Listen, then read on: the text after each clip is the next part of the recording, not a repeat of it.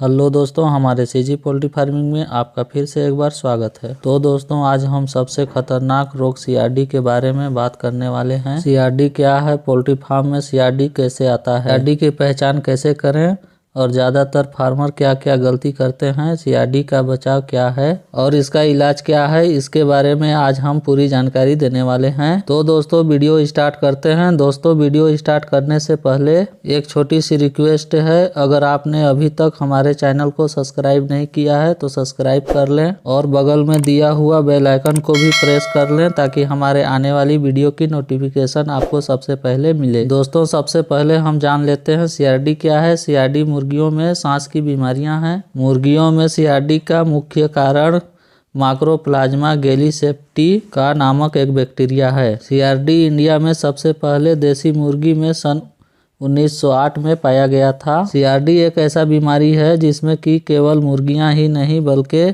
कबूतर, बतख, तीतर, बटेर और आदि पंछियां भी प्रभावित होते हैं। दोस्तों, अब हम जान लेते हैं कि सीआरडी का पहचान कैसे करें। आखिर हम पहचानेंगे कैसे कि बर्ड्स को सीआरडी हो गया है। सीआरडी की शुरुआती में मुर्गियां छींक छींक, छक छक, छुक छुक की आवाज करती हैं, जिसे हम आम भाषा में सर्दी कहते हैं कि उनको सर्दी हो गया है। ये लक्षण बहुत ही ध्यान से सुनने पर पता चलता है। जब मुर्गियों को सीआरडी होना शुरू होता है तो फीड, खाना और पानी पीना एकदम कम कर देते हैं, मुंह ऊपर करके सांस लेते हैं, उनको सांस लेने में भी बहुत दिक्कत होता है। सीआरडी के शुरुआत में मुर्गियों के गले में पतला कफ जम जाता है। अगर समय से ठीक नहीं हुआ तो खांसी में बदल जाता है। सर्दी और खांसी मुर्गियों में भी होता है। पहले सर्दी होता है तो छींक आता है, अगर एक हफ्ते के अंदर ठीक नहीं हुआ तो सर्दी खांसी में कन्वर्ट हो जाता है और फिर फेफड़े में कफ जम जाता है। हिम बॉडी में खांसी का समय से ट्रीटमेंट ना होने पर 3 सप्ताह के बाद टीबी हो सकता है। ठीक इसी तरह मुर्गियों में होता है। पहले सर्दी होता है, अगर सर्दी ठीक नहीं हुआ तो जब चिक्स का एज 21 दिन होने के बाद सर्दी सीआरडी में कन्वर्ट हो जाता है। तो सीआरडी होने के बाद मुर्गियां खच खच घर घर करने लगते हैं, उनके गले और फेफड़े में कब्ज जम जाता है, मुर्गियां कमजोर हो जाती हैं और उनके पैर सूखने लगता है, उनकी इम्यूनिटी एकदम घट जाती है और मोर्टेलिटी का चांस बढ़ जाता है। अगर इसका पोस्टमार्टम करते हैं अगर तो उनके लीवर पर हल्का सफेद परत जम जाता है जब उनकी एज 30 दिन की पार होती है। अगर सीआरडी किसी कारणवश ठीक नहीं हो पाता तो ये सीआरडी सीसीआरडी का रूप ले लेती है। सीसीआरडी होने के बाद बर्ड्स की एकदम इम्यूनिटी कम हो जाती है। इस कंडीशन में बर्ड्स का सर सूजकर बड़ा हो जाता है, उनका आंख बंद हो जाता है और उनके आंख में इन्फेक्शन भी हो जाता है, उनका पैर काम करना बंद कर देता है। कोई बर्ड्स एक पैर से लंगड़ा कर चलता है तो कोई बर्ड्स का दोनों पैर काम करना बंद कर देता है, उनके बॉडी में एनर्जी खत्म हो जाती है। इस कंडीशन में बर्ड्स की मोर्टेलिटी हाई हो जाती है। तो दोस्तों, अब हम जान लेते हैं कि हम क्या मिस्टेक करते हैं। तो हमारे फार्म में सीआरडी अटैक करता है। आखिर क्या कारण है फार्म में सीआरडी आने का? पहला कारण मैनेजमेंट खराब होना,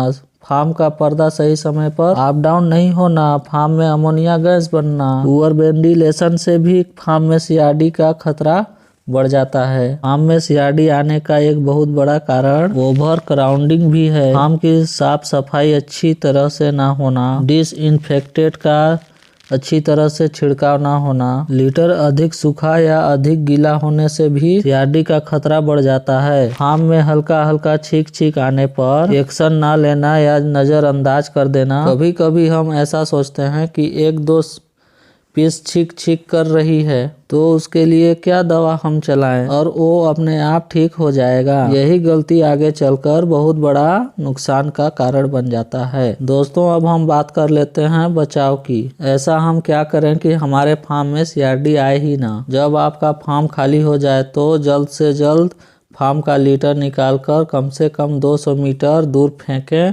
फार्म के अंदर बाहर ऊपर नीचे अच्छी तरह से झाड़ू लगाएं ताकि किसी भी प्रकार का गंदगी ना रह जाए। इसके बाद अपने फार्म पर अच्छा सा स्प्रे छिड़काव कर लें। अंदर बाहर ऊपर नीचे पर्दे पर अच्छी तरीके से छिड़काव कर लो। छिड़काव करने के एक दिन बाद फिर एक बार चूना और ब्लीचिंग पाउडर फर्श पर और दीवार पर अच्छी तरीके से लिपाई कर दें। फार्म की साफ सफाई करने के साथ ही फीडर, डिंकर, पानी की टंकी को अच्छी तरीके से साफ कर लें। साफ सफाई करने के बाद कम से कम एक हफ्ते के बाद चूजा डालें और चूजा किसी बड़ा डीड हैचरी से ही लें। चूजा आने के बाद फार्म का वेंटिलेशन अच्छा रखें। चूजा आने के दूसरे दिन से ही टाइलोसिन टाइट्रेट के साथ कोई एक एंटीबायोटिक मिलाकर के दें। 6 घंटे के पानी में 3 दिन का कोर्स करा दें और 11वें दिन और 21वें दिन इस डबल एंटीबायोटिक का एक डोज जरूर दें। और दोस्तों ऑक्सीजन देना ना भूलें।